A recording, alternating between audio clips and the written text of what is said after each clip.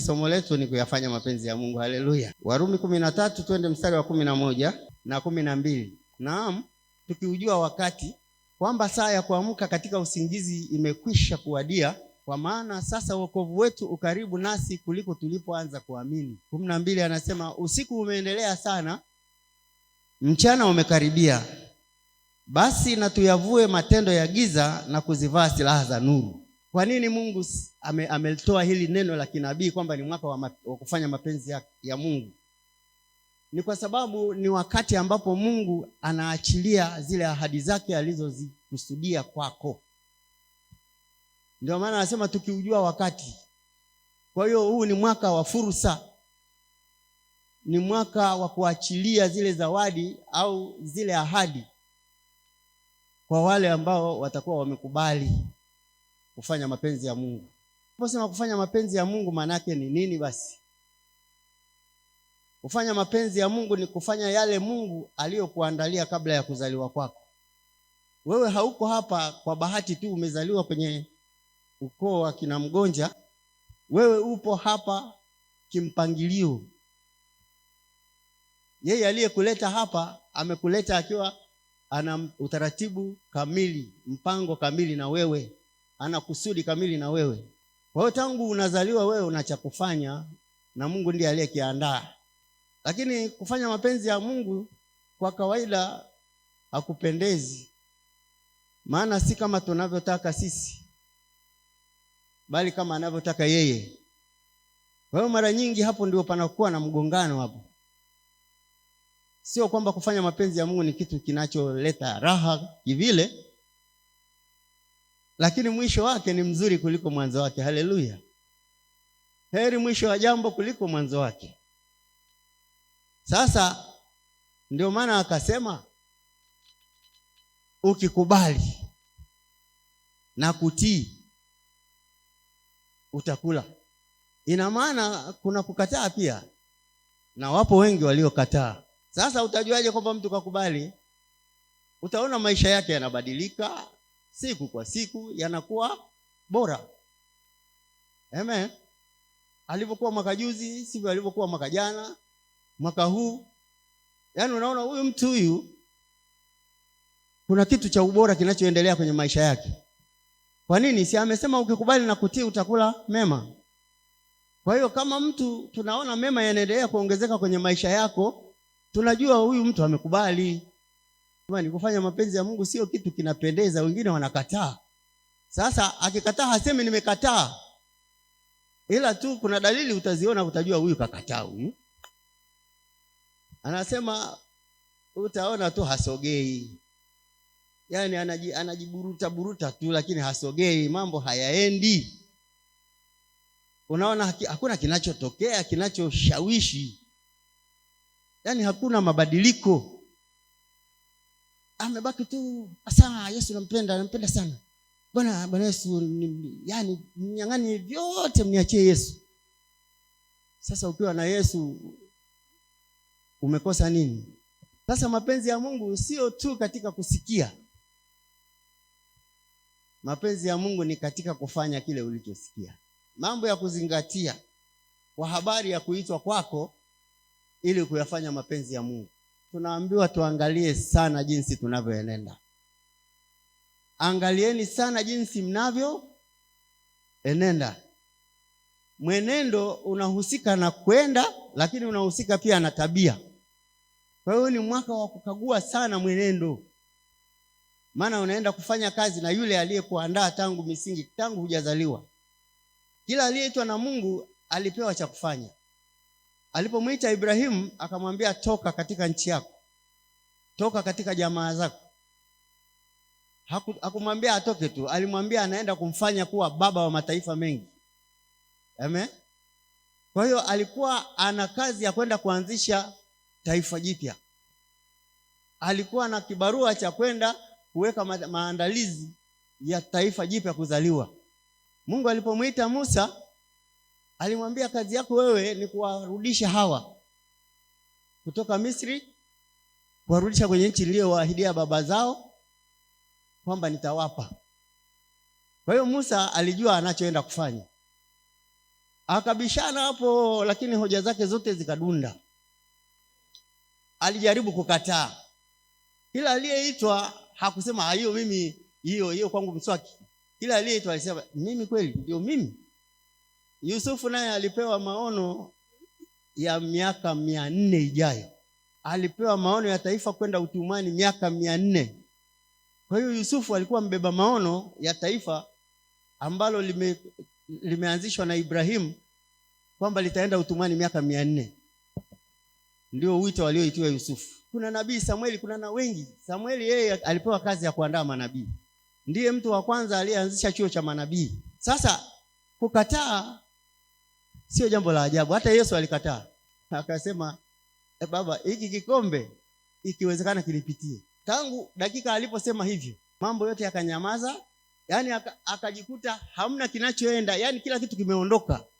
Mtu aliyezoea uwepo ukiondoka hata kwa dakika, hata kwa nusu dakika, huyo mtu atahangaika. Lakini kama umezoea tu kujipeleka, wewe unashangaa uwepo upo, unashangaa uwepo umeondoka, hamna vinavyobadilika. Sasa Bwana Yesu kwa dakika tu aliposema hiki kikombe hiki ikiwezekana kinipitie, yaani anamwambia hii Bwana mpe mwingine. Baba akageukia huko na malaika akaondoa uwepo, akaondoa kila kitu kikaondoka. Akajikuta mkavu kama yeye. Saa hiyo akageukia akasema, Baba, sio kama nitakavyo mimi, bali mapenzi yako. Kuyafanya mapenzi ya Mungu hakupendezi. Sio kitu kitakachokupa hamasa. Maana mapenzi yake yeye ni tofauti na mapenzi yangu. Sio kama nipendavyo, bali yapendavyo. Sasa wakati mwingine inaumiza. Utajuaje kwamba mtu amekataa? Gari yake iko tayari tangu mwaka ule, lakini mpaka leo haiendeshi. Utajua huyu mtu hajakubali. Kwa sababu hujakubali huliendeshi. Mimi najua tu hujakubali. Ukikubali utakula mema ya nchi. Utaendesha. Sema amen. Utasema mimi mbona sina kazi? Sina biashara. Nani aliyekuambia kinachotakiwa ni biashara? Kinachotakiwa ni kukubali na kutii. Ukishamaliza kutii, mema yanafuata. Tena amesema yatakufuata ukikimbilia kijijini, yanakukimbilia, yanakufuata, yanakupata, yanakukamata. Haleluya. Ngoja nikwambie, gari yangu ya kwanza ilipokuja, yaani nilipopewa gari kwa mara ya kwanza, kwa sababu nilikuwa sijakubali. Lilikaa garage miezi 3, mimi sina habari kwamba gari imekuja iko garage. Halafu mtu tunakutana tu ananiambia, Mr. Mgonja, hivi gari yako ile hujaenda kuchukua? Niambia, gari ipi? Sasa gari yako tunayo kule karakana, mwezi huu hataki. Tukajua labda hutaki. Sasa sio wewe tu, na mimi nilikuwa hivyo. Mimi sasa nimekubali. Sasa bwana, unapoendesha gari kuna vioo mbalimbali. Kuna kioo kikubwa hiki cha mbele wanaita windscreen. Kuna vioo vidogo, kingine kiko kulia, kingine kiko kushoto. Sasa unajua kazi ya hivi vioo? Kazi ya vioo hivi, hiki cha mbele kinakuruhusu uende kule uone kule unakoenda. Sema amen. Wakikiwekea pazia huwezi kwenda. Kwa hiyo kioo cha mbele hiki kinakuruhusu songa mbele. Alafu huku kushoto wameweka kioo na huku kulia wameweka kioo. Hiki hakikuwatazamishi unakoenda, kinakutazamisha unako. Sio kwamba kinakuambia urudi ulikotoka, ila kinakutazamisha ulikotoka. Cha kushoto nacho kinakutazamisha, hakijakuambia urudi ulikotoka, ila kinakutazamisha ulikotoka. Hiki cha kulia hiki kinakuonyesha kwamba jamaa yuko huko anakuja mkuku, anaweza kukuvaa saa yoyote. Hebu utafuta mahali upaki, hicho kivumbi kipite. Sasa huyu wa kushoto ndio anakuambia njoo, huku ni salama, njoo. Sasa wengi wanasahau au wanapuuza kuangalia walikotoka. Sasa mimi nakuuliza, wewe ulikotoka kwenu kulikuwaje? Jamani, manabii ndio maana wamezuka, wasio na mbele wala nyuma, kwa sababu hata kitu unajua unasubiri mpaka ni uganga wa kienyeji huo. Sasa unasubiri tawile. Kuna nguvu ilikuwa inakutumikisha huko ulikokuwa, hata kama unataka, hata kama hutaki. Yesu alipokuja kwa kifo cha msalabani, kwa kuimwaga damu, akaimaliza ile nguvu ya jamaa, akaivunja, akaigongomea juu ya mti, ikawa mkogo hadharani. Kila mtu akipita anashangaa kwamba ndio nini sasa, alikuwa amejivuna kwa ajili ya maisha ya watu, kuna nini tena kwa ajili yake. Haleluya. Kwa hiyo adui hawezi tena kukufanyisha kile usichotaka maadamu umekuja kwa Yesu. Sawa? Tulipokuwa wakati huo tulikuwa chini ya himaya, akitumiliki na kututumikisha, himaya ya adui. Sema amen. Sasa Yesu akaja akatutoa huko, akatuondoa chini ya himaya, akatuweka huru. Mungu anataka wewe uwe wewe. Haijalishi umepita wapi na wapi, lakini agenda ya Mungu ya sasa ni wewe uwe wewe. Ndio sababu akamtuma mwanawe, na mwanawe akakubali, akapitia aliyoyapitia. Mwisho wa siku amekurudisha kwenye nafasi yako. Mwanadamu alipoumbwa, aliumbwa na nguvu ya ubinadamu. Maana Mungu alipomaliza akamwambia, nakupa hii dunia, kaimiliki, kaitawale, kaitiishe. Mwanadamu alivyoumbwa alikuwa na uwezo kamili, alikuwa huru kabisa. Mungu hakumwambia lazima ufanye hivi, ila Mungu alimwachia aamue anachotaka kufanya. Sema amen. Sasa mwanadamu alipodanganywa akakosa, alipokosa akanyang'anywa ile nguvu na nani? Akanyang'anywa ile nguvu na Shetani, akawa anatawaliwa kwa nguvu na nani? Sasa Yesu alichokifanya alipokuja, akaivunja ile nguvu, akaiharibu kabisa, akaimaliza. Halafu akamwachia mwanadamu tena awe huru kama kwanza. Haleluya. Kwa hiyo nguvu ya Mungu ilipokuja, ilikuja kuvunja nguvu ya adui iliyokuwa inamtiisha na kumtawala mwanadamu kwa mabavu, ikamweka huru. Sema amen. Mpaka hapo Mungu hakushurutishi kwamba kwa sababu nimekutoa kule lazima uniabudu, lazima unitumikie, lazima unitii. Bado amekuacha kama kwanza uwe huru. Haleluya. Kwa hiyo Mungu amekurudishia ile nafasi yako, unayo nguvu kamili. Ukitaka kumtumikia ibilisi, wewe tu. Ukitaka kumtumikia Mungu, wewe tu. Hiyo nguvu unayo baada ya kutoka kule. Wewe usije ukaniambia eti unajua Shetani siku hizi jamani ameinuka. Wapendwa, anainuka juu ya nani? Mimi sasa niko huru, naamua. Nikimkubalia tunaenda, nikimkatalia hanibebi. Sema amen. Na Mungu hivyo hivyo, ukimkubalia mnaenda, ukikataa hakubebi. Yaani wewe ni mtu huru katika kuamua kwako. Umeamua kumtumikia nani? Unawezekana umeamua kumtumikia Mungu, lakini je, unamtumikia Mungu? Watu wote wanasema mimi mtumishi wa Bwana. Tena tulikuwa tuna style yetu, tunatembea na Biblia mtaani. Siku ile imepitwa na wakati. Kama kule niliko, kama ndio unatembea na Biblia, yani wanakukimbia kabisa. Sasa nimewafundisha vijana wangu, hatutembei namna hiyo.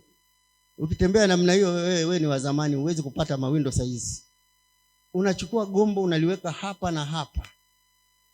Ukifika pale unaanza tu unasema kama unasema, lakini ndio unarusha makombora ya gombo. Alafu mtu anashangaa, wewe unatokea wapi? Ambia aliyenituma anaitwa Bwana wa mabwana. Pokea habari njema. Leo tu nikufundishe kutazama ulikotoka. Unapoendesha maisha yako, hebu angalia hivi vioo vikutazamisha ulikotoka.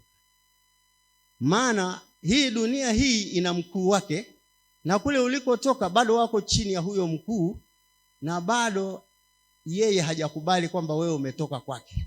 Sasa yeye kitu ambacho hajakubaliana ni kwamba eti wewe uko hapa kwenye himaya yake alafu sio wa kwake. Hajakubali. Lakini hana uwezo wote wa kukuburuza mpaka mwenyewe upende. Amen. Ukae chini, ufikiri. Wakati unafikiri kwamba inakuwaje na muabudu Mungu mwaka huu wa 10, 15, 20, lakini bado sioni upenye ule ninao tamani, sioni yale mafanikio ninayoyatamani. Kwani kuna nini? Sasa wewe ndio unayejua maisha yako. Usije kwa mchungaji kumwambia bwana, mimi naona mambo hayaendi, niombee. Wewe unajua kwa nini hayaendi. Na kama hujui, kaa chini. Hebu kaa tu siku moja chini useme leo nakaa tu natulia. Leo nafikiri. Bila kufikiri hakuna kitu kinaenda hapa duniani. Chochote unachokiona lazima alifikiri mtu. Hii dunia yenyewe Mungu alikaa akafikiri. Alipofikiri ndio ikaja ile picha ya dunia anayoitaka. Amen. Akakuumba wewe na mimi kwa mfano ule ule, kwamba chochote unachokitaka kaa chini fikiri. Sasa unaona mambo hayaendi. Unaona mafarakano kwenye familia yamo. Unaona watoto mambo hayanyoki. Yaani unaona wewe maisha yako hayako vile unatamani, wakati wewe sasa umeruhusiwa kuwa unavyotaka. Sasa hivi umeruhusiwa wewe kuendesha gari unalotaka. Umeruhusiwa kuwa na pesa unayotaka. Umeruhusiwa kuwa tajiri unavyotaka. Umeruhusiwa. Sema amen. Sema amen. Kwa nini hayawi ninavyotaka au mimi ninavyotamani? Usimsingizie babu, maana babu yuko kule na wewe uko huko Efata. Lakini nakupa shauri, angalia site mirror. Maana usiku na mchana bado hawajakata tamaa na wewe. Amen. Sasa ukishaona kimbembe kinakuja wanataka kunirudisha kule, ndio anasema paki pembeni, fikiri. Utapewa mkakati wa jinsi ya kumaliza hawa na jinsi ya kusonga mbele. Haleluya. Haleluya. Yaani wewe umewekwa huru ili mema ya kufuate. Tumia uhuru wako kufanya mapenzi ya Mungu. Mapenzi ya Bwana ni siri yako na Bwana. Anasema nasi twajua ya kuwa Mungu hufanya kazi pamoja na wale wampendao, huku akiwapatia, yaani wale walioitwa. Siri ya walioitwa iko na Bwana. Sasa wewe jipendekeze kwa huyo Bwana aliyekuita. Huko anakumegea siri, fanya moja. Ukifanya anaachilia jema. Fanya tena na hili. Ukikubali, ukitii, anaachilia jema. Kwa hiyo hakuna mtu wa kuambia unajua wewe umeitiwa hivi anakutabiria. Hapana. Sema huu ni mwaka wa kufanya mapenzi ya Bwana. Ndio mwaka nilioutamani siku zote. Sijui nilikuwa nafanya mapenzi ya nani huko nyuma. Maana sikujua uhuru wangu ni kwa kiwango kipi. Lakini kuanzia leo mimi Josia nimejua ya kuwa Mungu anafanya kazi na mimi ikiwa niko tayari kutii. Sasa nimekubali, niko tayari kutii. Kwa hiyo kuanzia sasa nitayafanya mapenzi ya Bwana. Sikiliza wewe huko nilikotoka. Kule nilikotoka nisikie. Maana tunajuana vizuri. Lakini mimi sio wa kwenu tena. Wala baba yenu sio baba yangu tena. Mimi Josia, mimi nilizaliwa huko. Nilikuwa napita. Sasa nimefika kwetu. Niko kwa baba yangu. Na huu ndio mwaka wangu wa kuyafanya mapenzi ya baba yangu. Nisikie. Wewe naye nifuatilia. Kuanzia leo yako imeenda. Yako imeisha. Kuanzia leo niko mimi Josia kama Josia. Sio kama yule ambaye ungeweza ukamfanya chochote wakati wowote. Hapa mimi ninaelewa. Na ninaeleweka. Maana ninajitambua kwamba mimi ni mtakatifu wa Bwana. Ni mwana wa aliye juu. Mimi ni mwenye haki. Ili kuyafanya mapenzi ya baba yangu. Kuanzia leo niko huru. Sitatumikishwa na wewe tena. Huna hiyo jeuri. Huna hiyo jeuri ya kuniburuza wewe. Hapa damu ya Yesu tu. Hukatishi. Kwa jina la Yesu. Niko tayari. Yale nisiyoyataka hutaniburuza kuyafanya. Yale ninayoyataka hutanizuilia kuyafanya. Hapa nimeamua kuutumia uhuru wangu. Nina jeuri maana nimekubali, niko tayari, ninaenda kula mema katika jina la Yesu. Ninakutukuza Baba wa mbinguni. Asante kwa ajili ya mwanao pekee. Asante Yesu kwa ajili ya damu yako. Asante kwa lile jina. Asante na kwa lile neno ulilolituma kwangu. Limeniokoa, limeniponya, na sasa niko huru kuyafanya mapenzi ya Baba. Ninakushangilia peke yako.